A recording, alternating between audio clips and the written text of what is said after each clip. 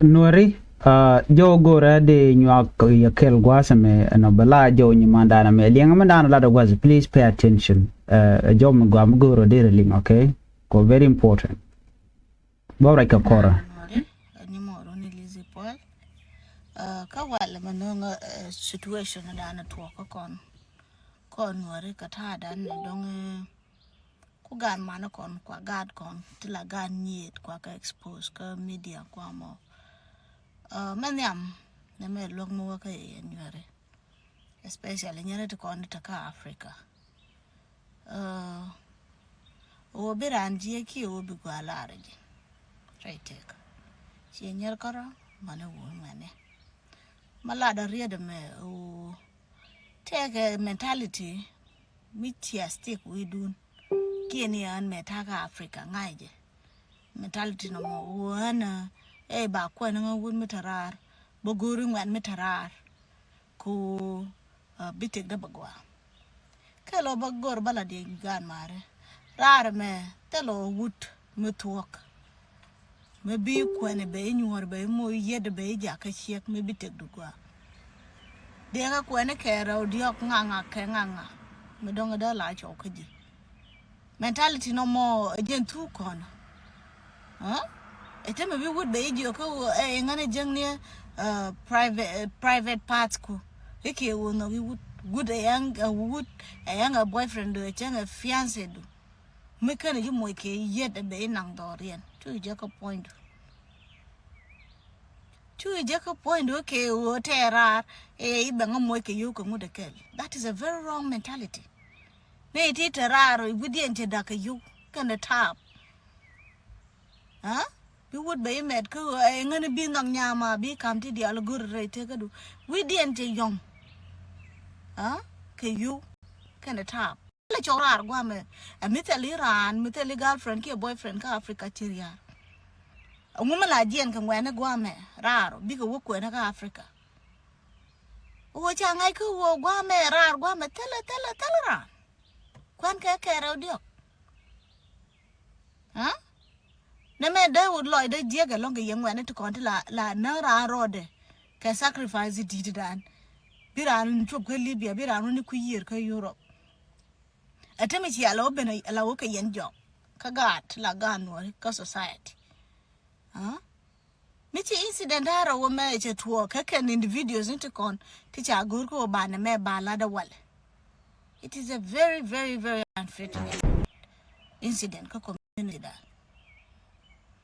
ko da pa la bak du nyama ta karun won wa ne pa me pa to months ago mo bum bum moro de nyere culture to kon charo le nyere culture rule bu ba ya target ngode chatu nyago ngode mwanyen by a target ko yen tema machi ala popular people in society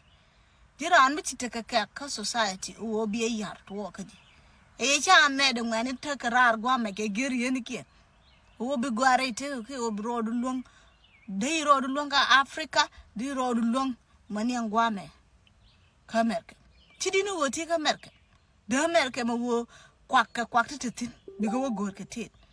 tong mi ka Africa teleke la tori bitor bum ko wo bi kwak bi ko go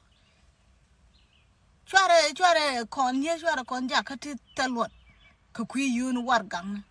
yo la tuke eken ngane di ala ti la gor ke ye ne tel ko gor gwam ke ye ne tel ka man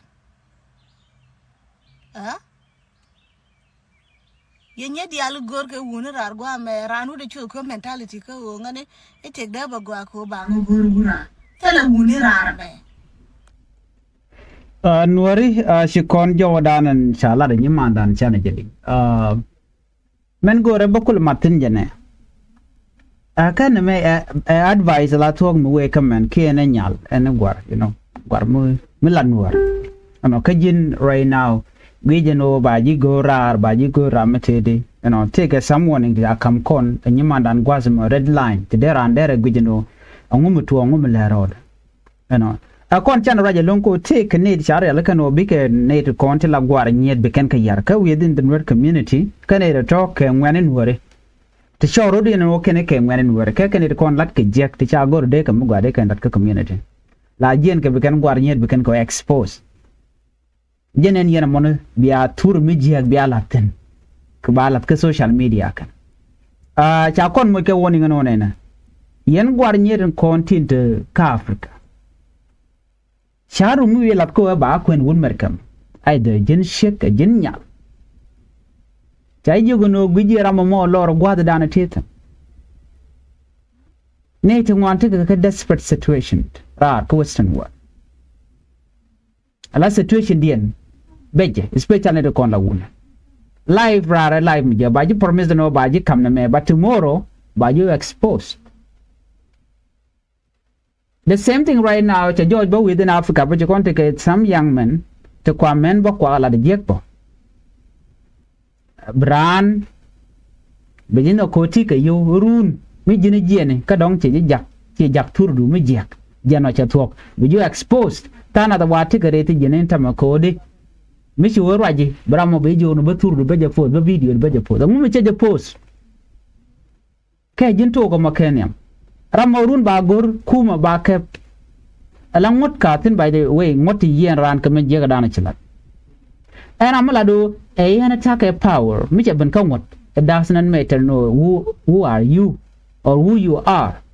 eno jinga ti luang tingu a chang jile la gat kwar ke gat general ka chi mi je che chap and then rungu ko de ji so yen jogo yen wona yen gwar nyet dignity dun chwa je yer ka ku yuni ite ngang mit rar mit ka yo ma jin ma gorra mimo mu gwa mitel mi jeng mi le de shit ka kwanga ta ko de yalla ko ken mengi je che mane so run je tereng mi to gonden ba nga je mane ken she mo no garame che na me che ya a check ko jin bi jien ba ju la je ci gren yalla ko na kwa share gwad me all this video tin je ti ke ti je ka long ken di tin ken di altinen kon gati awa a consequence ko yen community mo